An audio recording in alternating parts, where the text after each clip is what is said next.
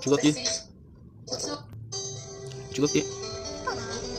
بچه همیشه من عکس بگیری؟ چون دوست دارم قیافه نازت تو گوشیم باشه همیشه. من که همیشه پیشتم. بازم دوست دارم باشه. برای چی؟ برای اینکه بزرگ شدی به خودت نشون بدم. نه؟ جدی؟ آره. بابا جانم. همه داداش دارم. هرچی مال من داداش میکنی هم دیانا داداش داره، هم مرده داداش داره، هم نیلوفر داداش داره. نیلوفر داداش داره؟ آره دیگه منم داداشش. مال منم داداش بخر. خب من داداشتم.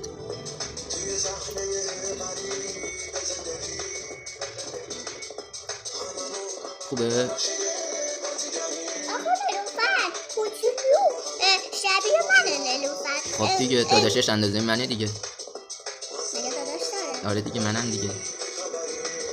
کار نیلوفر اندازه منه. من عمو مردادم خب داداش نیلوفره.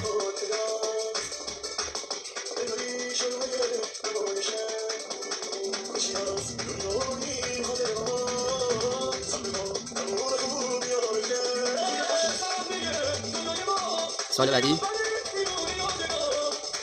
قانع شدی الان؟